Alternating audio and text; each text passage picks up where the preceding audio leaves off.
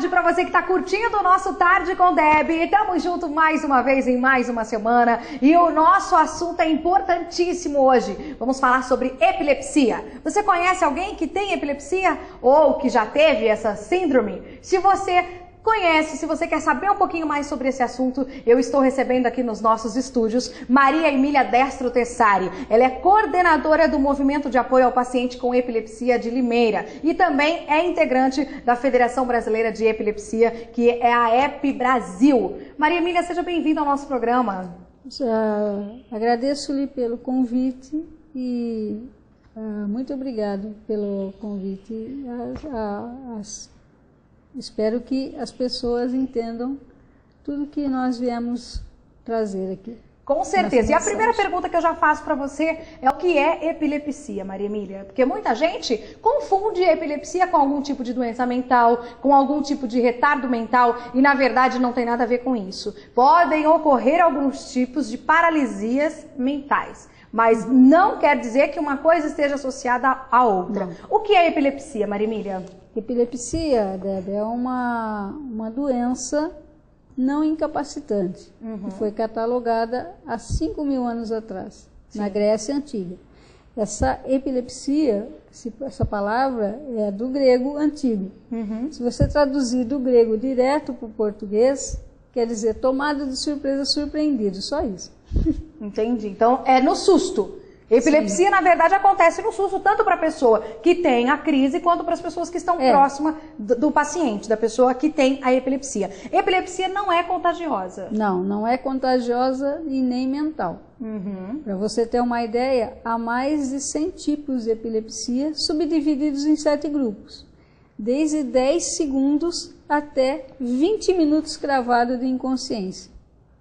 Caramba, imagina só uma crise com 20 minutos. Você é portadora de epilepsia também? Eu convivo desde 1 ano e 2 meses. Certo. E o único diagnóstico que apareceu, que foi mais próximo, foi depois que eu fiz a ressonância magnética nuclear, que acusou que poderia ter ocorrido uma queda quando infância e amassado uma veinha, só.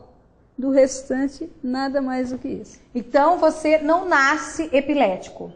Raríssimos são os casos. De 100 pessoas que convivem com epilepsia, só 2 têm a possibilidade de ser hereditário. É um número muito pequeno, então, para no caso de uma epilepsia genética, sim, é um número totalmente irrisório, que nem conta. Mas vamos calcular. Então, a epilepsia eu vou adquirir. Pode ser num acidente, sim, pode ser num tombo, pode ser em algum AVC, também pode ser? Sim, pode ser por AVC ou derrame, pode ser por traumatismo craniano causado por acidente de carro, moto, queda de bicicleta, bala perdida da vida, que hoje em dia é o que mais existe, sim, ou ovo de solitária calcicar na cabeça.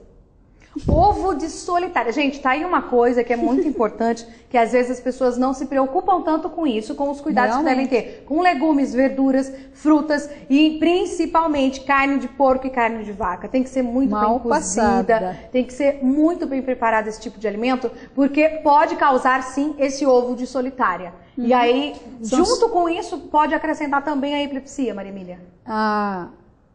O ovo de solitária pode vir a causar a epilepsia. Para você ter uma ideia, na maioria das pessoas que são da Federação Brasileira de Epilepsia, são casos adquiridos por ovo de solitária calcicar na cabeça, traumatismo craniano ou derrame AVC. Certo. Só tem um caso do promotor de justiça de Rondônia, que a irmã dele convive há 50 anos e a filha dele começou a apresentar, e a filha dele tem 8 anos. Então, mas não foi um caso de nascer com a epilepsia, não. Foi um caso de adquirir mesmo. Essa menina é o único caso genético que existe na EP Brasil, na Federação Brasileira de Epilepsia. O restante, a maioria, são adquiridos. assim como eu, desde que 1 ano e 2 meses.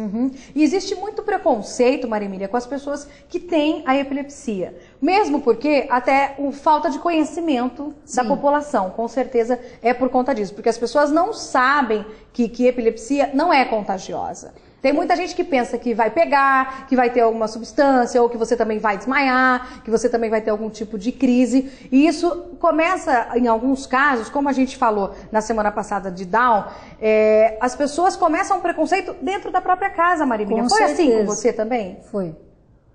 Inclusive, o que geralmente eu falo é o quê?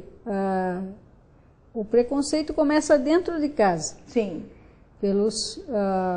Por alguns parentes de primeiro grau, às vezes pai, às vezes tio, às vezes primo, né? Depois passa para os colegas, para os conhecidos, para os colegas de escola, que contamina o mercado de trabalho.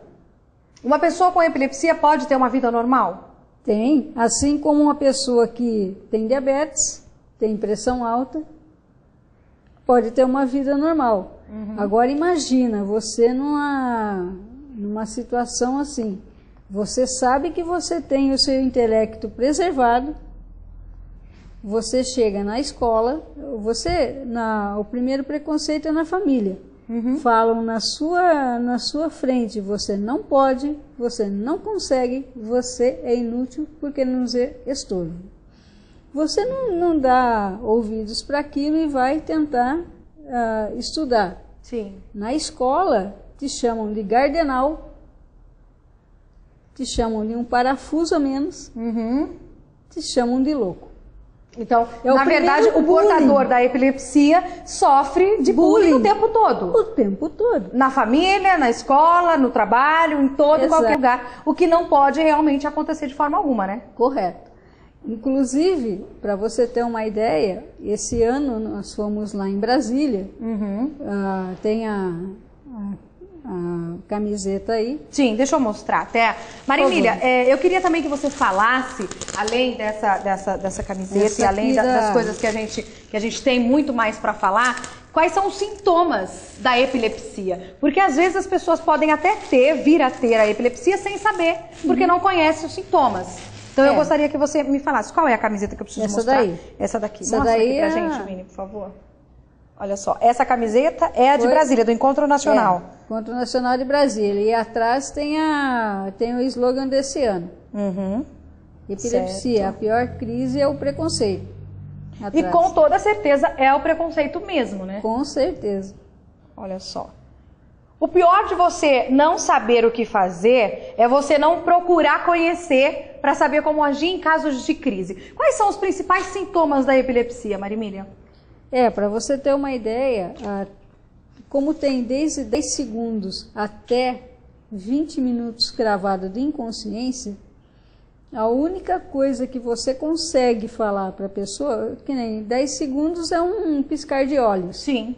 Né? Então é chamado de ausência, correto? Às vezes a pessoa continua caminhando, mas mesmo em crise, né? E quando a pessoa cai, a pessoa fica inconsciente, que é do segundo grupo para cima, você sabe que você vai ter. Você não consegue avisar a pessoa que está do lado. O máximo que você consegue falar para a pessoa é: ora. Pensa numa frase assim: eu não estou bem. Sim. No N do não você já caiu. Ficou inconsciente. Entendi. E caiu. Não consegue fazer mais nada. Existem alguns casos de epilepsia que a pessoa pode não cair, só ficar inconsciente? Sim, não. Quando a pessoa fica inconsciente, ela fica... Automaticamente vai cair, não tem outro jeito. Tem algumas ausências que a pessoa continua caminhando mesmo inconsciente. E a pessoa não lembra. Pega o ônibus, anda a vários locais mesmo inconsciente. Verdade. Eu tinha um colega no pedágio aqui de Limeira, que ele tinha esse tipo de epilepsia. Entendi. Agora me fala uma coisa, você tinha crises com qual frequência? Quando as suas crises atacavam mais? De infância eu comecei com 10 minutos gravado de inconsciência. 10 minutos gravado em consciência, mais 5 para você voltar. O que as pessoas... Então, num total de 15 minutos. 15 minutos. O que a pessoa não sabe é que você ouve primeiro antes de ver quem que é a pessoa que está falando bobagens a seu respeito. Quando você vai num hospital e você vai visitar uma pessoa que está em coma, o que o médico pede para você não fazer?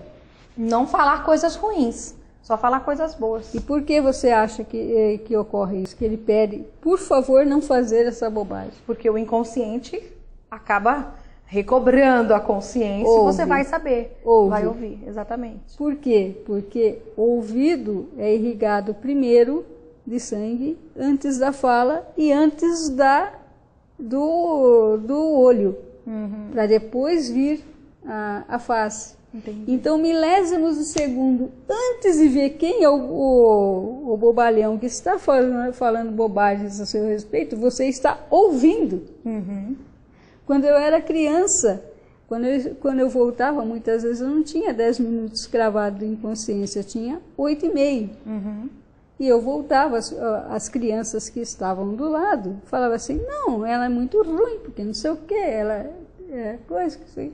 Eu ia com o dedo em risco, falava assim, mas por que você falou tal coisa assim, assim a meu respeito? Às vezes as pessoas acham que a pessoa não vai saber. E repetia o que a pessoa tinha acabado de falar. Entendi. A pessoa batia, ficava branca que nem uma cera, batia nas costas, eu vou toma cuidado que ela já voltou. As únicas que não me discriminavam foi justamente as suas tias, a sua mãe e os seus tios. Sim. Porque a sua avó foi a única mãe, na época de infância, isso há 44 anos atrás, que dizia que pedia para as filhas e para os filhos não me discriminarem e tratarem eu como pessoa humana. Sim. Foi a única mãe de todas elas. Porque todas as outras mães não deixavam você brincar com os filhos. Porque achavam o quê? Que a epilepsia era contagioso, Sim. que de repente, sei lá, poderia acontecer com os filhos delas. Sim, para você ter uma ideia, elas iam na minha casa, batiam nas minhas costas, isso eu tinha 6 anos, quase 7, nas minhas costas e diziam a seguinte frase, coitadinha, ela é doentinha, ela não pode fazer nada. Quando você tem 6 anos, você acha o quê? Que a pessoa está preocupada com você. Quer te proteger. Quer te proteger, certo? Isso 10 horas da manhã. 1h da tarde eu ia na escola. Perguntava para as mesmas filhas e para os mesmos filhos dessas pessoas que tinham estado em casa. Fulano, vamos brincar comigo? A resposta que eu obtinha, não, eu não posso brincar com você. A gente entrava em parafuso. O único defeito meu, talvez, foi não aceitar uma reles resposta. Então eu queria saber o porquê do porquê do porquê. Então eu fazia uma segunda pergunta. Ué, mas por que você não pode brincar comigo? Ah, porque meus pais não deixam. Então em parafuso, caramba, a pessoa teve horas antes na minha casa, disse aquilo. Por que ela não deixa? Né? É, com certeza. Eu fazia uma terceira pergunta, mas por que seus pais não deixam? Porque a minha mãe e o meu pai dizem que você tem doença contagiosa. E, na verdade, contagioso mesmo é o tal do preconceito, gente, que é muito difícil. Eu vou para um rápido intervalo e a gente volta já, porque a gente tem muita coisa ainda para falar e eu vou mostrar para vocês a cartilha do MEPinho. O que é isso, Deb? A gente vai mostrar daqui a pouquinho, não sai daí.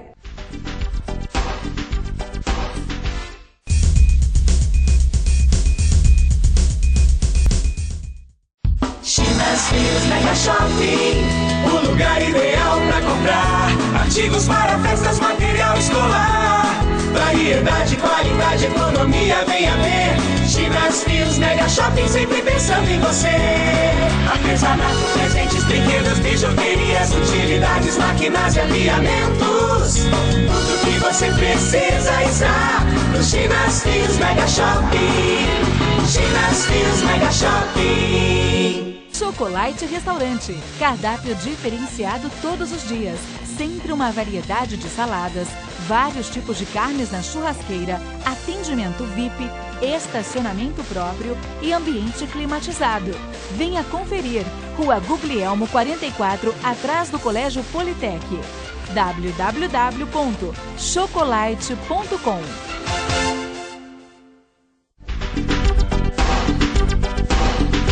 De volta com o nosso Tarde com Deb e nós estamos falando aqui sobre epilepsia. Você conhece essa síndrome? Já ouviu falar? Conhece alguém que tenha essa síndrome de epilepsia? Você sabe como proceder em alguns casos de crise? Uma pessoa próxima a você? Você sabe como socorrer? Não, né? Você vai ficar sabendo aqui no nosso programa porque eu estou recebendo a Maria Emília Tessari, ela que é coordenadora do Movimento de Apoio ao Paciente com Epilepsia de Limeira e também integrante da Federação Brasileira de Epilepsia, que é a EP Brasil, e ela trouxe pra gente aqui a cartilha do MEPinho, a turma do MEPinho contra o preconceito da epilepsia.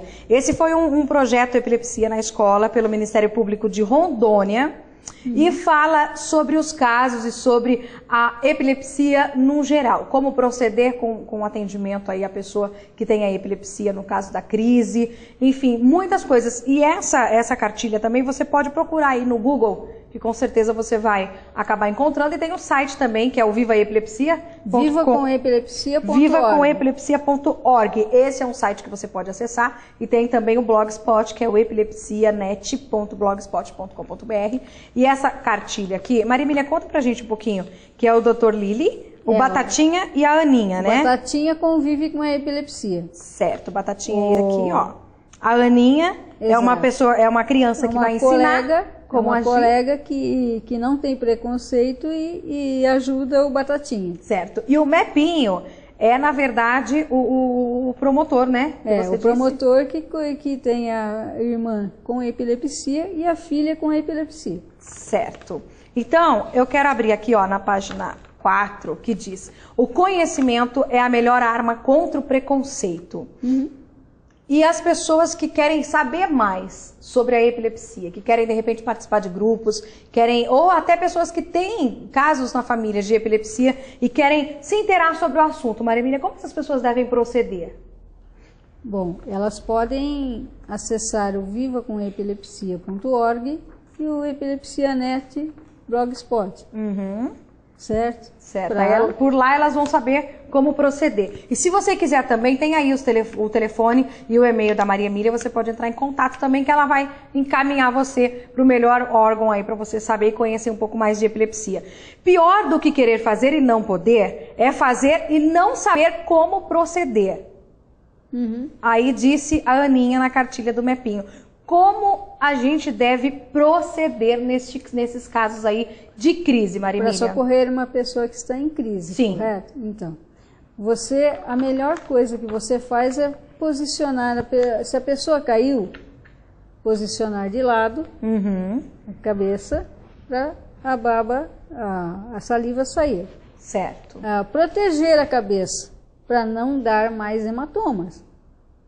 Correto? Porque o problema é no cérebro. Se você deixar a pessoa batendo, ela vai ter maiores hematomas.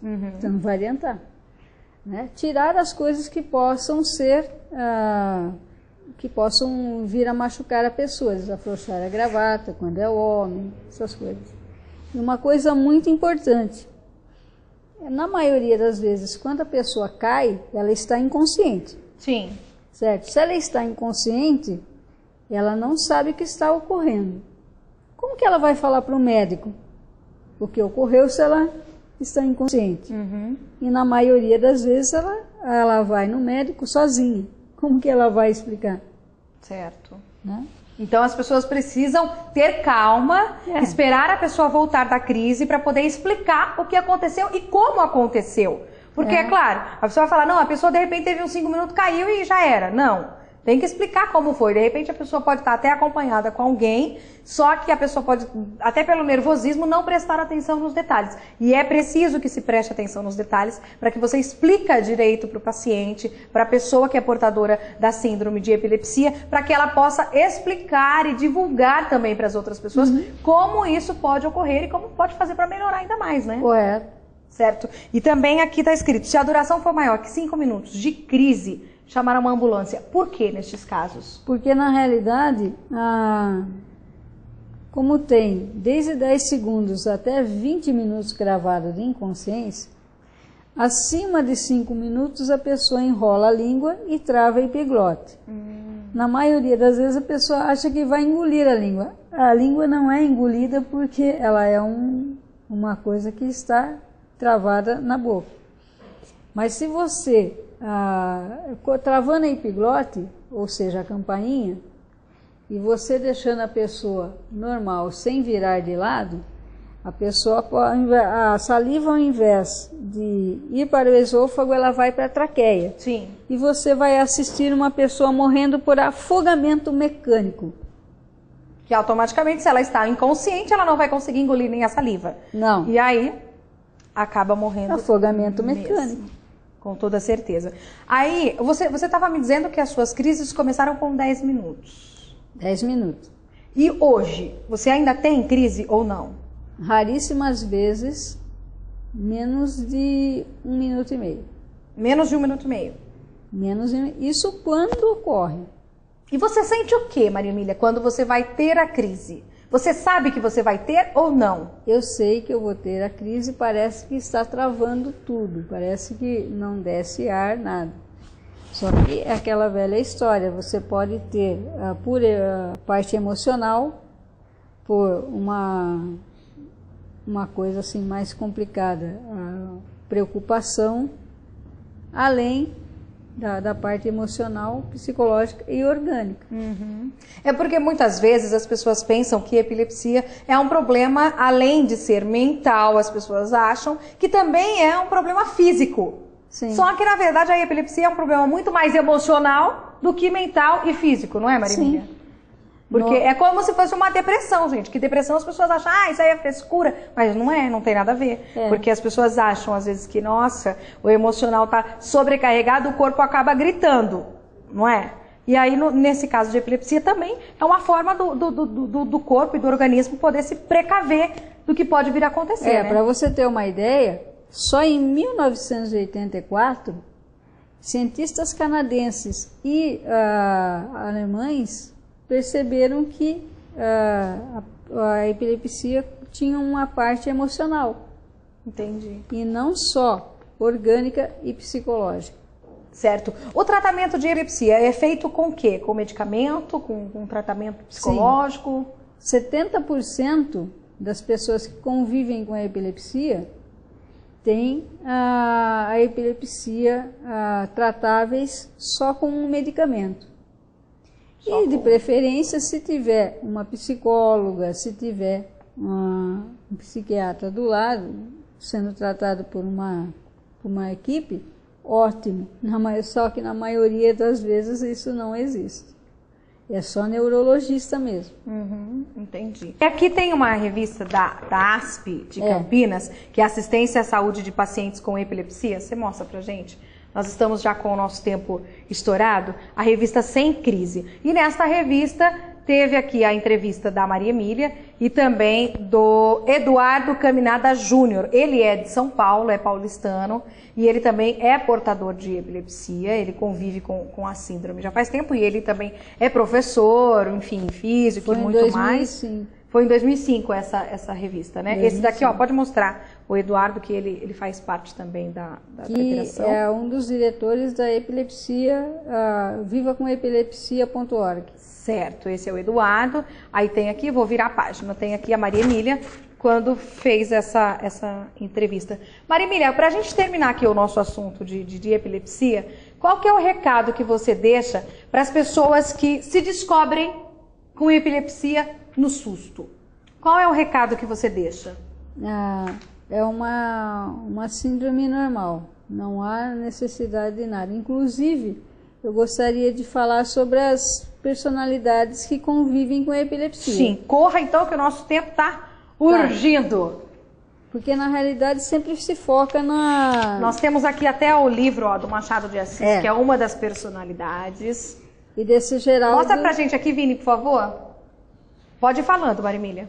Esse Geraldo Costa, ele fez esse livro, Dostoiévski, justamente por conta disso. Porque ele começou a conviver com uns 15 anos. Quando ele foi fazer o exército, não deixaram ele fazer o exército porque ele convivia com epilepsia. Certo. E quais são as outras personalidades? Dostoiévski, que começou a conviver com 25 anos e fez o livro O Idiota depois disso. Sim. Justamente por conta do preconceito. O Hércules, Napoleão Bonaparte, o Machado de Assis, que fez o livro O Alienista, que é esse que você está. Sim, a gente já mostrou. O Dom Pedro I, Vicente Van Gogh, Gustave Flaubert, Molière, Joana d'Arc, né? o Tchaikovsky, Vladimir Lenin, aquele mocinho não tão bom de cabeça chamado Albert Bernard Nobel, que inventou a dinamite, fez o Prêmio Nobel da Paz. Aqueles lá conviviam com epilepsia. Tá vendo só, gente? E tem muitas outras personalidades hoje em dia que convivem muito bem com a epilepsia, mas que não é divulgado, o que é uma pena, que deveria ser divulgado para que as pessoas usassem isso ao favor e, claro, ao conhecimento para as outras pessoas que são preconceituosas. Marimília, deixo aqui o meu agradecimento por você ter aceito o nosso convite para a gente estar falando de um tema tão importante. Os telefones da Marimília estão aí, telefone e e-mail para você entrar em contato. Uma coisa que eu gostaria de pedir é que essas informações que foram faladas aqui, por favor, passem para frente. Sim. Divulguem, né? Tanto se vocês divulgarem para 5 pessoas e pedirem para elas divulgarem para mais 5 pessoas, é melhor. É um trabalho de formiguinha, gente. E outra, entrem nesse site Viva com Epilepsia e também, se quiserem, podem pedir para o professor Google entrar no Wikipédia, em alguma página de epilepsia, você vai encontrar todas as informações. E também tem a enciclopédia da epilepsia. Fica fácil, então, para você saber todas as informações. Beijo no seu coração. Nosso encontro está marcado amanhã de novo aqui na TVI. Tchau!